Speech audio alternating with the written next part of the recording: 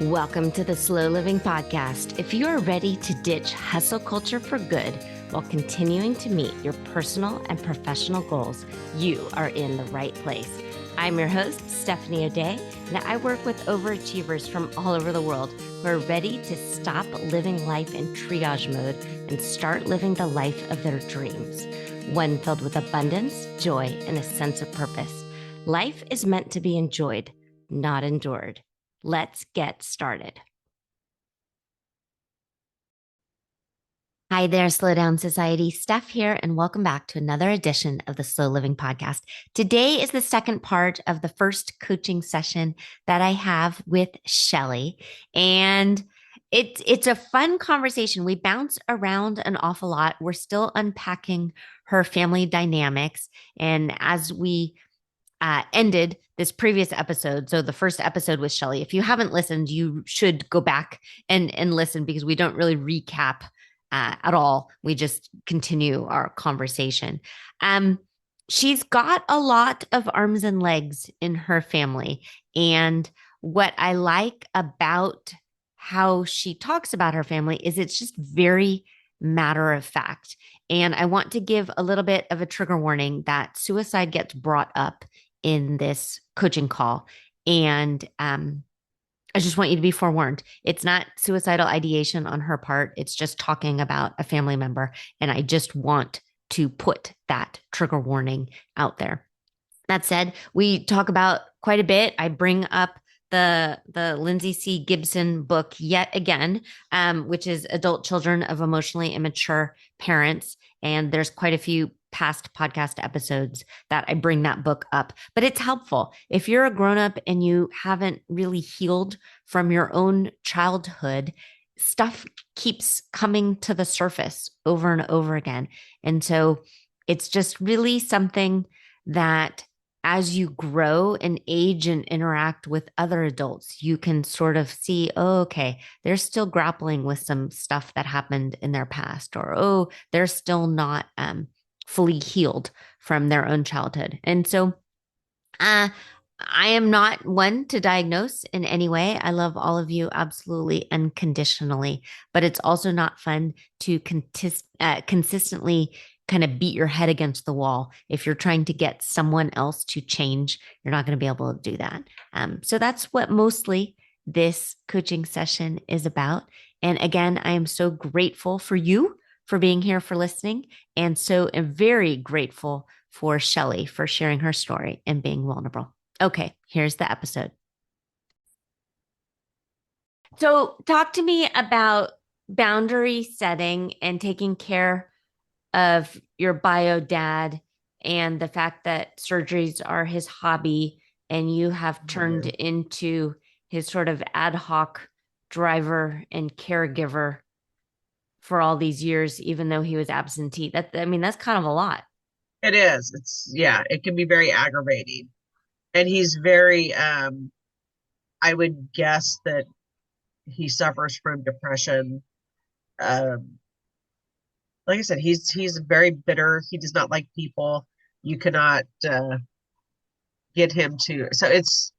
I feel like at times that I am his only um, social contact.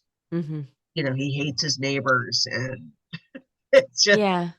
And he's also willingly putting himself through pain to have these surgeries and then have other people care for him.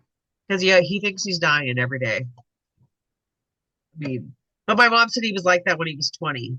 He couldn't watch TV because he had whatever, disease that he saw. I Okay. mean, literally, he's just, and granted, he has had cancer, but it's As been have you. yeah, it's been in remission for like 40 years. But like one time his cancer doctor had said that he would die of a heart attack before he died of cancer. So then he was like, "Oh, I have a heart condition." I'm like, "No, I don't think that's what he meant." you know, I think you're misinterpreting what the doctor said. So When the phone rings or it's a text and it's from him, what is your first reaction? an eye roll. You're annoyed. Yeah. And I've been remiss. I mean, I used to have him over like every Sunday for dinner and but I just lately it's just been so much. I'm just aggravated all the time with him. I've brought it up on the podcast before. Have you ever read the book? It's Lindsay Gibson, Adult Children of Emotionally Immature Parents. No. Okay. I'll put that in the notes for your homework. It's worth a read um because it talks about different levels of emotional immaturity, like such as narcissism and different things. And for you as a child, your hope, of course, is that your caregiver is a full-fledged emotionally regulated person, but that doesn't happen usually. And Yeah. so this book and working through some of the things that she wants you to do can be healing, um because and especially when you're trying to heal yourself and your parent isn't going to do the work on themselves to better, you just have to unfortunately take them Yeah. for who they are. Yeah. I mean, um I would love to just have some fun with him.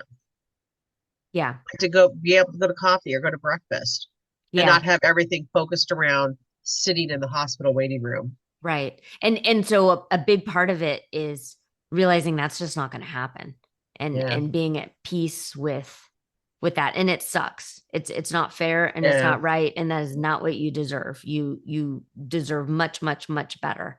um and so once you come to terms with that, then you acknowledge this is who he is and he's not going to change. It's funny, one of my long-term coaching clients, she uses the term going to the hardware store. So if the hardware store sells tools, and she actually brought it up that her daughter came up with this, the hardware store sells tools. That's all they sell is tools and hardware stuff. And so if you're trying to buy a loaf of fresh bread, you're not going to go to the hardware store. So if you're looking for love and maybe an apology and maybe an acknowledgement that, wow, I'm kind of a bitter person and this isn't fair for you and you're a people pleaser and I'm probably taking advantage of you right now, that might be really lovely for you to hear. Yeah. But the hardware store doesn't sell that. You're not going to go get your loaf of fresh bread That's from for there. sure. Yeah. Yeah. That's it. That is a lot though, Shelly. That's a lot to unpack. Yeah. Yeah. I think we'll have you read that book and then maybe begin brainstorming what some healthy boundaries would look like. I Yes. we know already it won't be a healthy relationship.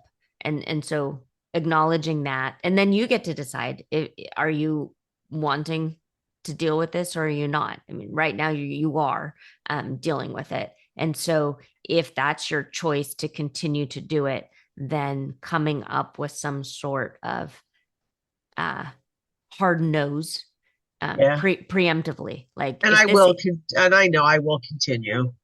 So, yeah, yeah, yeah. So, but if like if something like this happens, and like scenario it out, map it out. If this happens, then I know my answer is going to be no, but I can order you an Uber or something like that. But then yes. you always have it. You have a plan, so then you don't have to react or think in the moment. You can just look through the plan you created when you are calm. Yeah. Yeah. Definitely need to get him more Uber rides. Well, I mean, yeah, I mean, back in the day before Uber existed, it was such a hassle to come up with ready wheels and all of these different It's things. frustrating for somebody that at his age that um there's no benefits for any kind of transportation like you think there should be. Yeah. There's really not for the, because he has a very, very low income, like poverty level. He's on food stamps, everything. But there's just not, I cannot find any transportation coverage for him. It's frustrating because he has a lot of doctor's appointments. A couple weeks ago, he had 12 in like 9 days. Yeah. Yeah, that's a lot. Yeah, It was and it yeah, was a and every time they're lot. like, and now we need a blood draw, and now we need this. Yeah, Yeah, it's I an mean, it awful was lot. like a lot. And he sent me this text, and I was like, my face was like, Yeah, "What are you getting done?" yeah. But he is also, which I'm guessing I got this like somehow genetically. If a doctor tells him, "Here, this is your appointment time," he will never say that does not work for me. Okay. Like I tell him, I said, if you need me to drive you, you need to make these appointments in the late afternoon. You cannot ask me to drive in rush hour traffic to an hour away appointment that's going to take us 2 hours to drive through to when I have to work. Hmm. So I definitely think that was some kind of genetic thing going on, but because if he thinks somebody's Yeah, an authority, he will not. yeah. So I wrote down while you were talking a very powerful phrase, and you just said it. And the phrase was, "That does not work for me." I'm And just, what a great sentence. I'm getting better, but like, and then when I say something like that to him, then he takes it personally. Yeah. And Well, then I feel so guilty because he is starts pushing back on me. it Well, I'm might be sorry I'm such a burden. It's like, yeah, you sure. are. Yeah. So but there's yes, it's a lot to for a parent-child relationship to say that that does not work for me, but you could start putting that into your day-to-day vocabulary with work things or different things that come up, even as simple as like dentist appointments for you and hair appointments. Oh, that doesn't work for me. And then just wait. You don't have to solve the problem. Let the other person. See? Yes. I try to solve it all. Yeah. I'm that doesn't work for me, and then I'm segueing right into let me see what else I can move around. Yeah. Yeah. Let me see how I can accommodate you. Yes. Yeah. Yeah. Yeah. So I would like for you to be selfish for a little bit. Um, and maybe not forever, but maybe for these 6 weeks that we're working together and Shelly first. Yeah. Yeah. All decisions, all appointments, all things go, well, is that working for me? Is that help me or hinder me? How will this help me? I need to learn to let go too because my cousin is the one that's getting paid to take him to appointments, but she's always late. I'm always worried she's not going to show up, but I have to let it go. It's not my right. Yeah. That's Yeah. hard You can't control your cousin. because then I'm like, is she there yet? If she falls through and he misses an appointment, Oh God, well, let's map that out. He'll be mad, but he won't die.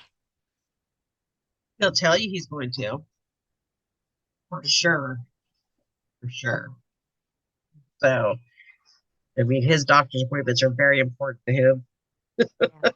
Do you ever listen to the radio and you know you're listening, but you're not absorbing anything that it's saying because you're thinking of other things? Yeah, because I always have podcasts going in the background when I'm at work, Yeah. and then I So have to re-listen all the time. so if your dad just wants to monologue at you, are you able to tune him out? Yeah, I gotta. He mostly texts, and when I say text, they're like. Okay. Okay. So I'm learning to skim those and not. I just can't even read them. Okay. Can we put some barriers on your phone where you have blackout hours? So he can Yeah. still text, but it won't be delivered to your phone Yes, until a certain time? Okay. that's a good idea. Okay. Blackout hours. Okay. I'm writing this down. Oh I'll my God, take I notes love so you that. don't need I want to. blackout hours for just everybody. Okay. My Okay. phone, Well, my well, phone let's makes me think about that. resentful. It's just Okay. With text or with emails? both. Okay. I've just, that's one of my goals this year is to declutter electronically.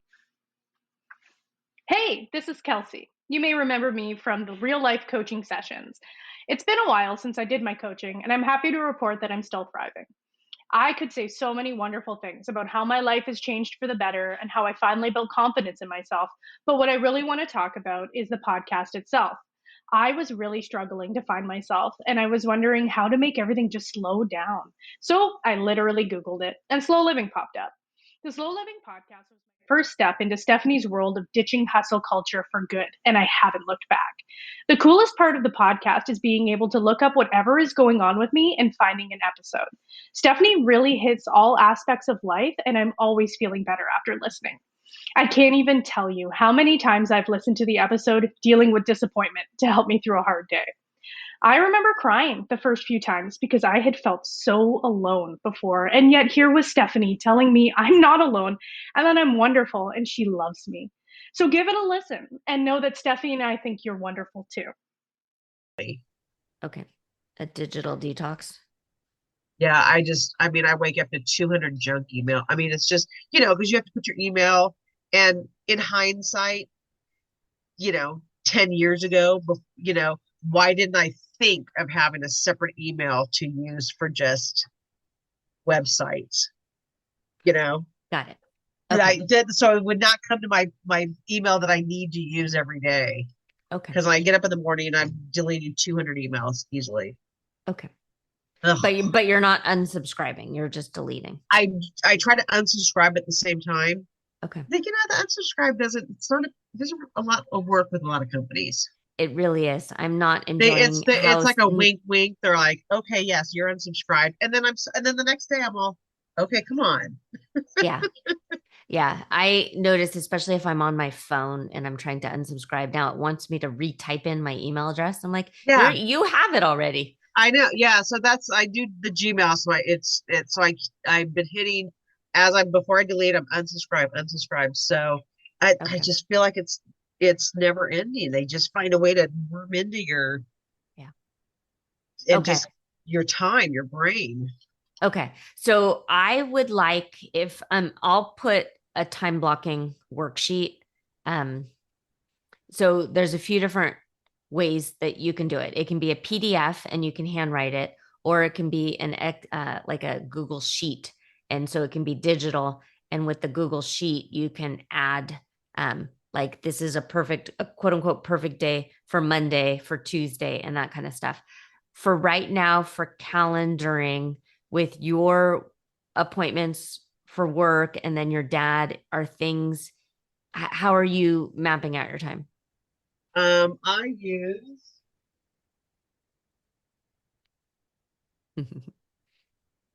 my Harry Potter planner. Oh, that's cute. Okay. Okay. I am a Potterhead, Okay. an adult Potterhead. I have robes and everything. Okay. Yeah, so I'm definitely I'm a planner person. I Are like you are you taking time off from work to take your dad to his appointments? I sometimes. So I try when I have, but I have, like I said, I haven't had to do it in a couple weeks, so which is good. So I'm hoping this works out. I don't have a lot of confidence that it's going to work out, but right now it is. Okay. He's got somebody, to take him. Okay. So, but yes, so Okay. and like I said, all of his appointments are very far away. So I try. So what happens is it just screws up my whole day. So if he has an 8 o'clock appointment, that means that I have to block out from 7 to 9:30 or 10 o'clock. Yeah. Then I go into work, and then I have to work late into the day, which I don't want to do at all. Yeah. I want to be leaving and cut be. Okay. So work will give you that sort of flexibility that Right as now, long as you're yes. okay.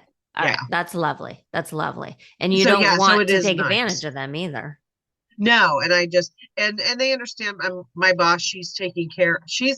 I feel like she's got like three elderly parents that she's taking care of, and one with dementia, and so she gets it. So that is one thing in the last probably year and a half that she has definitely changed, because she was always a very intense work person that worked till like 9 o'clock at night every night. Mm-hmm. Um, with taking care of the elderly family members, it has softened her, and she's like, realizing that because it takes up all of her. So Yeah. she gets it now that when people have other outside responsibilities. Your brother, who was sort of instrumental in getting you to reconnect with your bio dad, where is he with helping Um, to take care of him? oh no, he's not. He killed himself. Oh my, Shelly. Am I'm just giving you all kinds of yeah. So that was yeah, that I don't think it'll be 2 years in August. Was not It was not really unexpected. We were estranged. I had not talked to him in at least 10 years.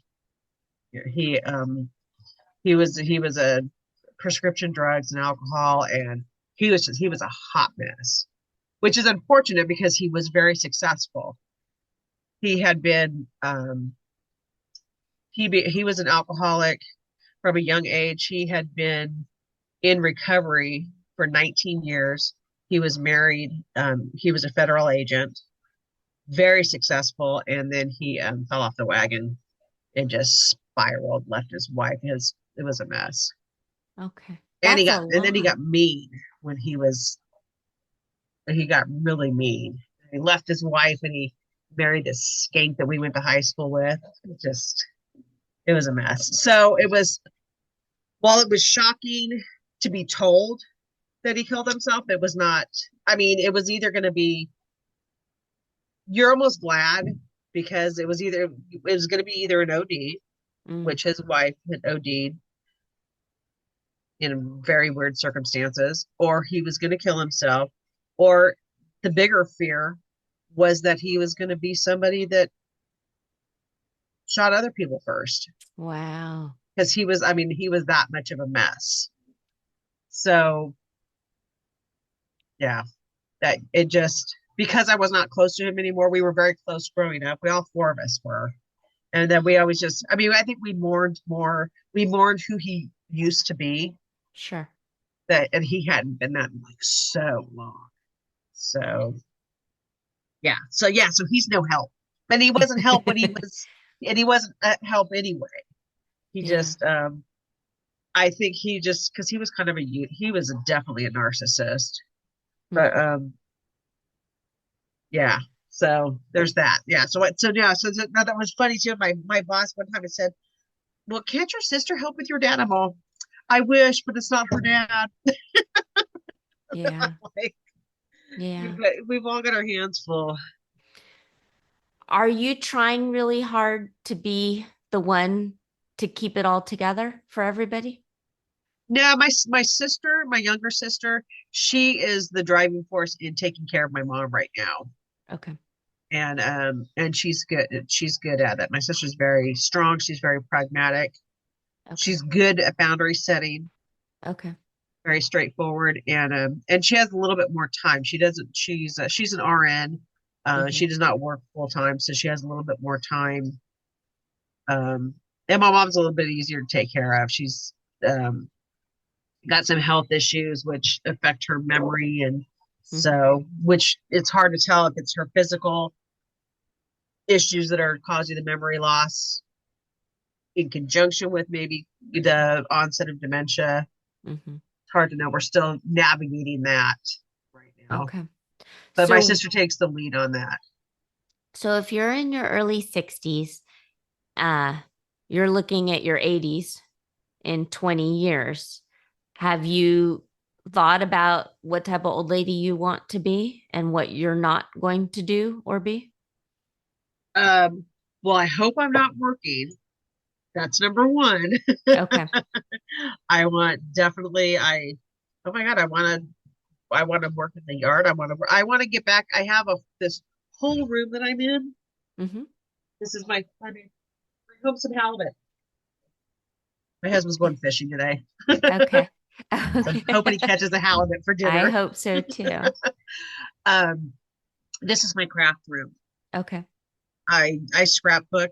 I scrapbook like all of my nieces. Since I don't have kids, I scrapbook for all my nieces and nephews, all of their events, and that's I love scrapbooking. I love documenting, writing. So yeah, I would figure I'll be in here, and I love trying new things creatively. I will Okay. take. I mean, I've taken classes on stained glass and you know upholstery. Neither of which I will ever do again. I will gladly pay for people to do that now that I know how hard it is. But yeah, you know, I would like to be more involved with the community. I just, you know, Mm-hmm. and I think that I think physically I'll be fine in my 80s. I just knock on wood. I mean, Jesus, I don't want to be like my dad, that my whole life is just going to the If you doctor. if you sort of if where you are now is the starting point and you draw out that line graph, will you get to where you want to be in your 80s if you stay on this same path, or is there something that No, needs to shift? Okay, what needs to shift? I need to plan better for retirement. I mean, all I have right now is going to be Social Security, and I have a 401k. I mean, it just, it's just I didn't wasn't planning ahead when I was younger. Okay. So is that your primary concern, are the finances in Yeah, retirement? Okay. And yeah. I want to get health this house paid wise, off. okay. And health wise, you're doing fine with your health. The Yeah, lumpectomy worked and all that. yeah, yes. And I did all the radiation, so I'll go back in August. I think I'll have my next mammogram, and I was very confident even when they diagnosed me. It was that was such a it was more of an annoyance back then because it was like, really?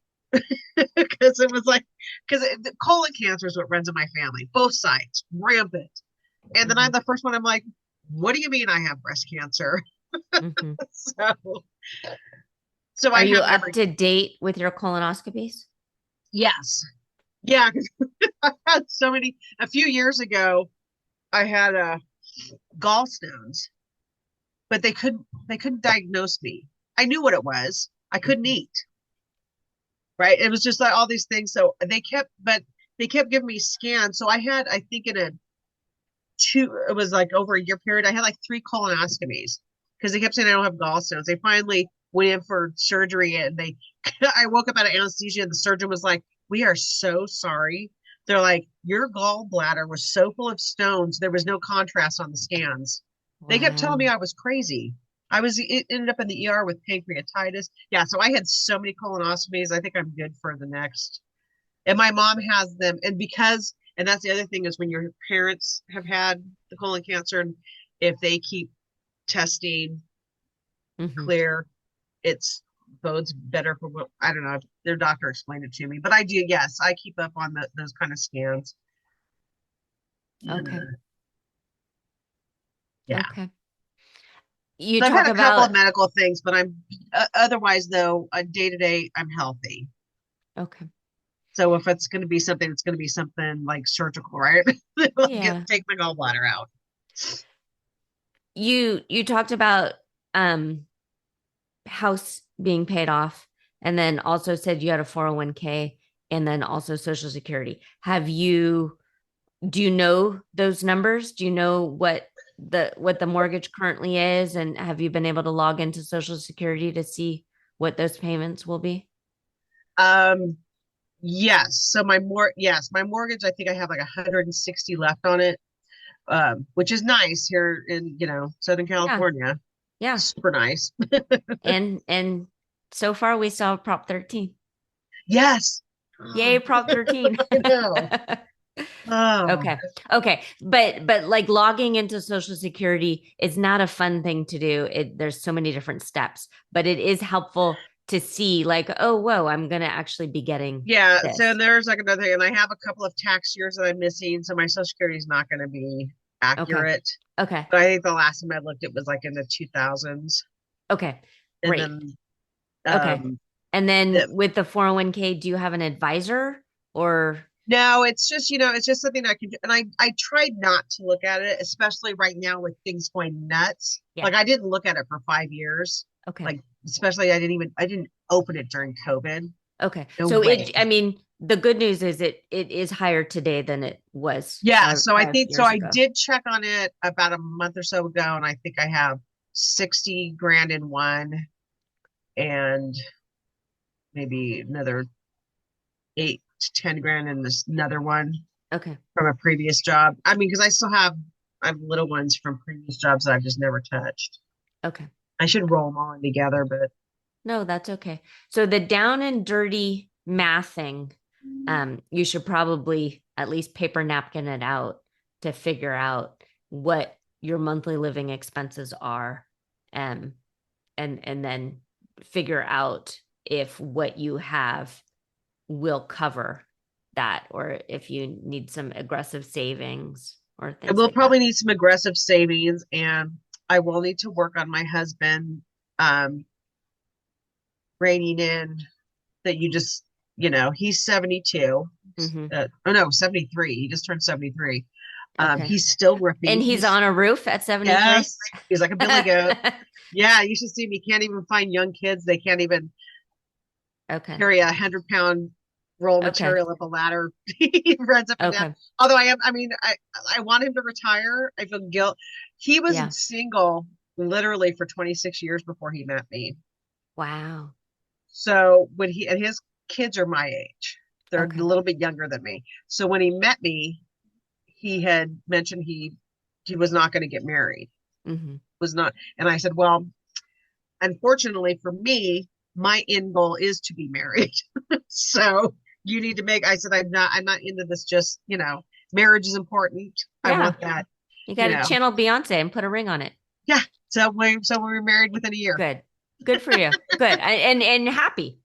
Yeah, Every time you talk about him, your face lights up. yeah. So That's yeah, sweet. but so living alone, he was used to having, and he is a cash only guy, Okay. which is getting more and more difficult in this day and age. So he always had a sock drawer full of money. Yeah. But now once then, and then so once we got married and I already had the house, and that's having a house is a lot, and it's an old house. Yeah. So knock on wood with him being a roofer, that we can trade work for getting this house. But there's still a lot. I've been in this house for 25 years, and it's still. I mean, one of my bathrooms is still this original bathroom from 1959. Mm-hmm. Mm-hmm. Thank God they put black and white tile in it, so it looks, so it's not anything too hideous. But yeah, so I just Yeah. so when I had the house alone and I was living alone and I had it was just me. I mean, I didn't use paper plates. Yeah. I only, I rewashed Ziploc bags. Yeah. Um, Which is good for the environment. So yes, it's a frugal thing, but also it's a yeah, sustainable thing. I I wanted the reason I brought up earlier about the dogs is you live in California. I'm in the Bay Area, so I know it's probably more expensive um than even LA proper is. But dog watching overnight in our area is runs between 75 and $90 a night. And I just met a lady who quit teaching to watch dogs. Uh, and she advertises on Nextdoor for free and word of mouth. But and so she actually incorporated and is a business. But for cash and living day to day, since you're already such an animal lover, and I know the house is small, but just that side of thinking a little bit outside of the box, that when it comes to retirement, it doesn't mean all money will dry up forever and ever and ever and that kind that of is thing. definitely something I have thought about for my retirement years. We had my mom doing that Okay. quite a while. And so yeah, that is definitely something that I would consider Mm-hmm. for sure. Yeah. Because yeah, Yeah. I love all the It's animals. just an I idea. love all the And animals, and the more the merrier for me. yeah. Yeah. And then from the term that the internet uses, when they talk about FIRE. So FIRE is financial independence, retire early, but the retire early really doesn't matter because it's just figuring out your number. But one of the ideas is a quote unquote barista FIRE, where you're retired from your day job, but you still want to be somewhat social. So you go be a barista at Starbucks for a few hours a day. And then that's just like fun money See, I could that see me doing something like that for sure. yeah. Because I do like being out and being social. Yeah. So, Yeah. and if you can pay me to do it too. Totally. Yeah. Okay. I'll put some homework in your Google folder. Thank you for taking the time to do I know, all I of that. appreciate it. I know I got to throw all kinds of stuff on you, huh? No, I had a I crazy upbringing. that's okay. We're just peeling the onion. Yeah. It all works I know, out. but things that are just I don't even think about. I'm like, oh yeah, dad died, brother killed himself. Yeah. So if you had like a magic wand and at the end of these 6 weeks, what would you like to feel like a before and after or some sort of accomplishment? I would definitely like to have a hardcore long-term plan. I would like to learn to set boundaries. I don't know, that's hard. It is. Yeah. That's going to be the hardest because I know Okay. myself. Okay. Mhm. Okay. I'll Can you hear put my cat meowing at me? I'll put some book recommendations in your And that would be notes. great. That Okay. I'm definitely a reader, so Okay. Do you have any questions for me before we stop recording? no, this was just a lot. I just kind of No, so that was no, I'll great. probably think of it as soon as we sign off.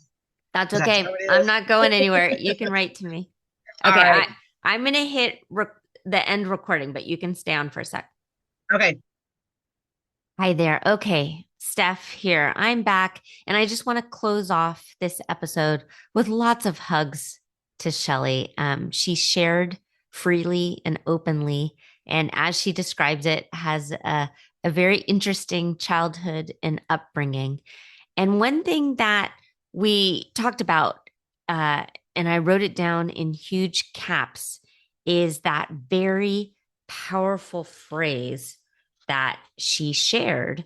And it's something that all of you can use in your day to day life, which is simply that does not work for me. That does not work for me. You can change it to this. This doesn't work for me. Depending on where you are and what's going on. Maybe it's you're stuck in traffic. Maybe it's an upsettedness at the grocery store. And you can decide whether or not you're going to engage and whether or not you're going to keep at it, or if you decide to stop. Maybe not forever. Maybe you're just putting a pause on whatever it is. But then you are in control. You're in the driver's seat when you say, that does not work for me. This is not working for me. This will not work. I refuse to do this anymore. It's a very powerful phrase. I want you to kind of think about that and meditate on that a bit. I like that she is going to do some paper napkin math and figure out her retirement spending. And I'm going to definitely put that in her homework and have her do that. And if that's not something that you have done, I would like for you to do that as well. A few past podcast episodes that popped up while I was listening to the replay. Episode 10 of Mapping Out Your 5-Year Plan. This is a really early on episode of the podcast where I'm talking about a 5-year plan, which is a little bit farther away than I really want coaching clients to work on. I really like to work in 3-year chunks when we're trying to make lasting change. But when you're daydreaming, and for her, it's I wanted her to daydream. What's it going to be like in your 80s? If you stay on the trajectory you're on now in your early 60s, will you be happy with the person you are in your 80s? So listening to that and mapping out your kind of lifelong trajectory. Episode 55, enjoy the journey. While you're making change happen and looking forward to certain aspects of your life, I want you to enjoy the here and the now. And then episode 164, recovering from people pleasing. Shelly brought this up quite a bit when she's talking about boundaries and wanting people to like her. And I think we can all relate to that. I most certainly can, and probably you can too. Okay, pretty people, consider yourself loved and hugged. We'll be back in your earbuds again next week. And I am so happy that you are here on this journey with us. If you are ready to start living slowly and ditch the hustle mindset for good, reach out to me. I'm a real person and you can track me down online at stephanieoday.com. Also, if you found value in this podcast, please share it with your family and friends and tag me on Instagram at Stephanie O'Day. While you're at it, go ahead and leave a positive review on your favorite podcast app. The more we share, the more people we can reach and share the slow down lifestyle and messaging. Thank you, Slow Down Society, and have a great day.